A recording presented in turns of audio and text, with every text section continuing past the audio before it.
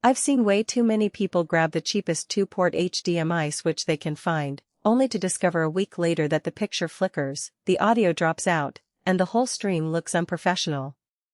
The regret is real, especially when you've already announced a live event and the tech lets you down. That's why I'm taking a close look at the Roland Professional Hybrid V160 HD to see if it actually feels like a smarter buy instead of another budget disappointment. Link is in the description if you want to check the product details on Amazon. The hesitation most buyers feel isn't just about price, it's about the risk of building an entire workflow around a piece of gear that can't keep up. When you're dealing with live streams, webinars, or small-scale productions, the switcher becomes the nervous system of the show. A glitch or a missing feature can ruin hours of rehearsal and cost you credibility. That's why I started by mapping out the typical setup most creators use: a handful of cameras, a couple of laptops running graphics, an audio mixer, maybe a game console, all feeding into a streaming platform. If any one of those inputs drops or if you can't switch cleanly, you end up scrambling on live air. The Roland V160 HD sits right in the middle of that ecosystem. It's not a boutique 2-camera switcher, and it's not an industrial-grade rack unit that only big houses can afford. It offers 8 3G SDI inputs, each with built-in frame rate conversion, and 8 HDMI inputs that can also be converted on the fly. That means you can bring in a DSLR on HDMI, a broadcast camera on SDI, a game console, and even a laptop outputting via HDMI all at the same time, without worrying about mismatched frame rates. For someone who streams church services and wants to switch between a camcorder, a PTZ camera, and a slide presentation from a laptop, the ability to convert 30 frames per second to 60 frames per second instantly is a real time saver.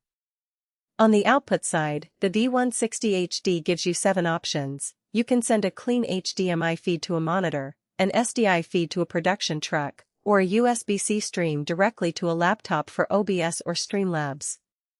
The selectable output modes make it easy to drop a preview feed to a monitor while sending the program feed to the internet, which is exactly how professional live switching rigs work. In practice, I've seen creators set up a dual monitor layout where one screen shows what the audience will see, and the other shows a multi-camera preview. The V160 HD handles that without needing an external multi-viewer, keeping the desk clutter to a minimum. Audio is where the V160 HD really stretches beyond a simple video switcher.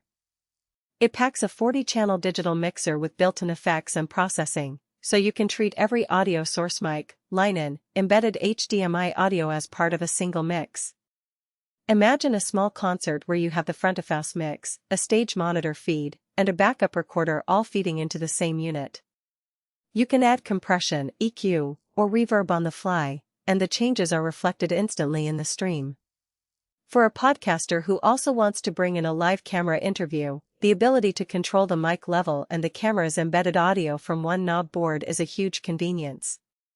The 8-layer video effects engine adds another layer of polish.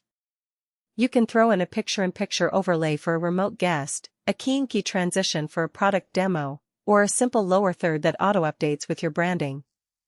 All of that can be pre-programmed and triggered with a single button press, which means you're not fumbling with software menus during the broadcast.